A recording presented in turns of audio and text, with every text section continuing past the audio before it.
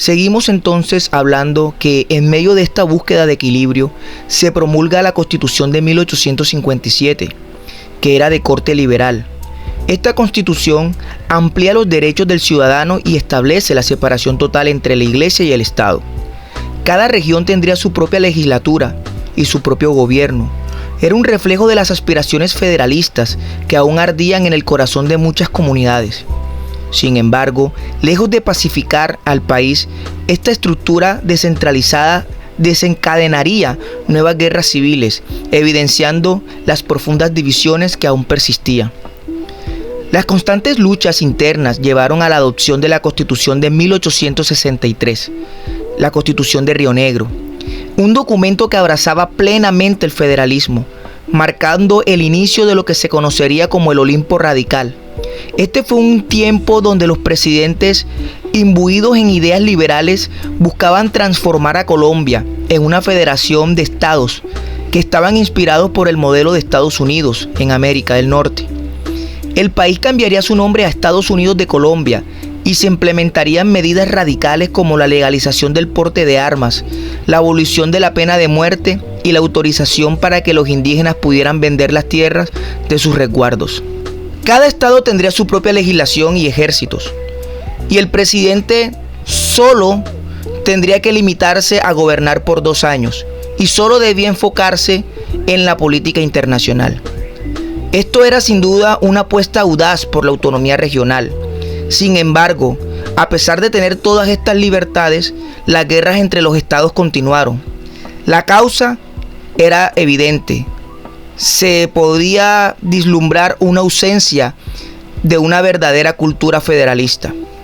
Una comprensión compartida de cómo vivir juntos en diversidad no existía. Por eso se caía en la discordia. Este periodo nos muestra los desafíos inherentes a la construcción de una nación, que nos habla de la complejidad de reconciliar las aspiraciones de unidad con la realidad de nuestra diversidad. La historia de Colombia, durante décadas, es un recordatorio de la búsqueda de un sistema político que refleje y respete la pluralidad de sus gentes en un proceso continuo, lleno de pruebas y errores, pero siempre movido por el deseo de encontrar el mejor camino hacia la paz y la prosperidad. En un giro paradójico de la historia, nos encontramos en un punto donde las líneas ideológicas entre conservadores y liberales se entrecruzan de maneras inesperadas. Durante décadas el federalismo había sido la bandera de los liberales, abogando por la autonomía regional y la descentralización del poder. Sin embargo, la realidad política y social de Colombia revelaría una ironía. Muchos conservadores, quienes tradicionalmente defendían un gobierno central y fuerte, se acostumbraron a las libertades que ofrecía el federalismo. Por otro lado, algunos liberales, testigos de las continuas luchas y desórdenes que el federalismo parecía perpetuar, comenzaron a cuestionar su viabilidad, inclinándose hacia las ideas de un Estado centralizado, una postura que históricamente era asociada para los conservadores. Un ejemplo emblemático de este cambio es Rafael Núñez, un líder liberal que durante su presidencia sería el arquitecto de la Constitución de 1886, una de las más conservadoras y centralizadas de la historia de Colombia. Esta nueva Constitución marcaba un entorno decisivo al centralismo, eliminando las asambleas regionales y colocando el nombramiento de gobernadores y alcaldes directamente en manos del gobierno central.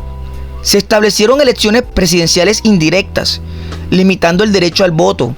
Solo podían votar los hombres que poseyeran bienes, dineros y que supieran leer y escribir. Además, la Iglesia Católica fue encargada de controlar aspectos cruciales en la vida social, como lo era la educación, el matrimonio, la salud y los cementerios, reafirmando el español como idioma oficial y el catolicismo como la religión del Estado.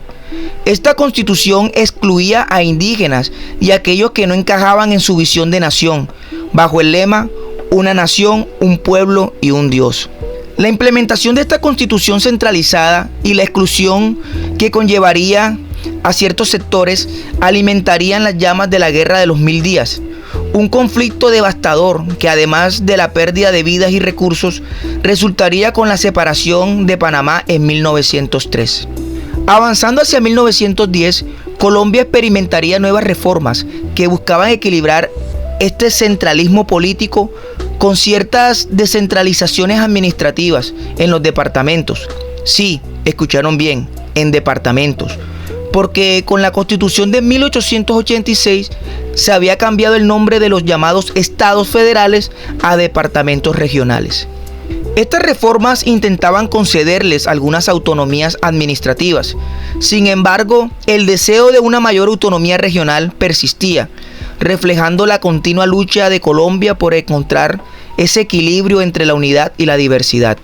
Queridos oyentes, esta etapa de nuestra historia nos invita a reflexionar sobre la naturaleza cambiante de las ideologías políticas y de cómo en el intento de construir una nación, las soluciones del ayer pueden convertirse en los problemas del mañana.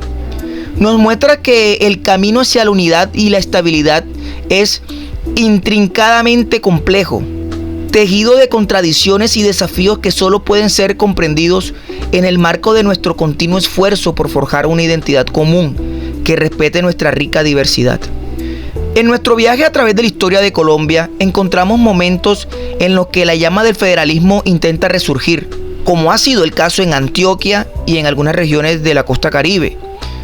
Sin embargo, estos movimientos, aunque llenos de convicción y deseos de autonomía, encontraban un obstáculo significativo en su camino. Su naturaleza era predominantemente política y no era militar. En ese contexto, donde el poder frecuentemente se medía por la capacidad de ejercer fuerzas, la ausencia de un componente militar hace que estos movimientos federalistas sean limitados y que su capacidad para efectuar cambios profundos en la estructura política del país sea casi nula. A medida que avanzamos hacia el periodo comprendido entre 1910 y 1950, observaríamos un fenómeno interesante en el tejido político y económico de Colombia. Durante estos años se establece una simbiosis entre el poder político y las fuerzas económicas del país, lo que permitiría que empresas y sectores industriales tengan una participación en la política. Esta dinámica no solo buscaba fortalecer la política económica nacional, sino que también servía como un mecanismo para proteger los intereses de las industrias y los sectores empresariales. Ejemplos notables podemos ver la influencia que tiene la Federación Nacional de Cafeteros, representando los intereses del campo, o la Asociación Nacional de Industriales, que representa el lado de las industrias.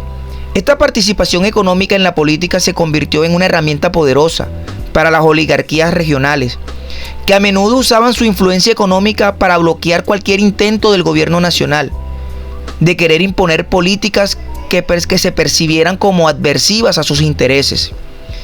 De esta manera el poder económico se entrelazaba con el poder político, creando un complejo equilibrio de fuerzas que definiría la política colombiana durante este periodo. Mis queridos oyentes, este capítulo de nuestra historia nos muestra cómo las aspiraciones de autonomía regional y el debate entre el federalismo y el centralismo no solo estaban influenciados por ideologías políticas, sino también por dinámicas económicas. Nos revela la relación que existe entre el poder económico y político y cómo estas relaciones se moldean en la lucha por el control y la dirección de nuestra nación. Este periodo nos invita también a reflexionar sobre las múltiples dimensiones que intervienen en la configuración de nuestro Estado y de nuestra sociedad, recordándonos que la historia de Colombia es un tapiz de tejidos con una complejidad que desafía las simplificaciones. Avanzamos en nuestro recorrido histórico hacia mediados del siglo XX, una época de transformaciones profundas para Colombia. Entre 1935 y 1945, el país experimentaría dos oleadas de reformas liberales, que sin duda marcarían el rumbo del desarrollo social, político y económico del país. La primera oleada de reformas se enfocaba en la sociedad, abordando aspectos cruciales como el trabajo y la educación, donde se buscaba enfocar sobre la modernización y la mejora de condiciones de la vida de los colombianos. La segunda reforma se centraba en la parte electoral, judicial y administrativa, donde se apuntaba a una mayor equidad y justicia en el funcionamiento del Estado. Sin embargo, el camino hacia una sociedad más justa y equitativa no estuvo exento de desafíos. Para 1986, el país se enfrentaba a la necesidad de democratizar aún más su sistema político. Sin embargo, el camino hacia una sociedad más justa y equitativa no estuvo exento de desafíos. Para 1986, el país se enfrentaba a la necesidad de democratizar aún más su sistema político. La elección de alcaldes locales, que hasta ese momento era prerrogativa del presidente, se convierte en un punto de inflexión. Esta práctica había sido una fuente de conflictos y violencia, contribuyendo a la turbulencia que vivió Colombia entre 1948 y 1957, un periodo marcado por la aparición de guerrillas y grupos paramilitares. Al llegar a 1990, Colombia se reconoce oficialmente como un país de diversidad, un mosaico de realidades económicas, sociales y culturales. Este reconocimiento prepara el terreno para un cambio significativo en la reforma de entender y gestionar la política y la administración pública. Pero es en 1991 cuando se materializa ese hito en la historia política colombiana, la elección directa de gobernaciones y alcalde. Este cambio presentó una solución al menos temporal al antiguo dilema entre centralismo y el federalismo. La elección directa de autoridades locales era un reconocimiento de la multiplicidad de culturas y de la realidad que se vivía en el territorio nacional. Se privilegia por fin la diversidad sobre la idea de una unidad e identidad monolíticas.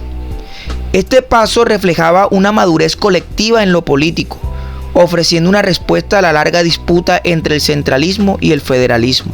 Queridos oyentes, estos cambios en la estructura política y administrativa de Colombia nos hablan de un país en constante búsqueda de sí mismo, explorando formas de convivencia que respeten la rica diversidad mientras buscan mantener la cohesión nacional.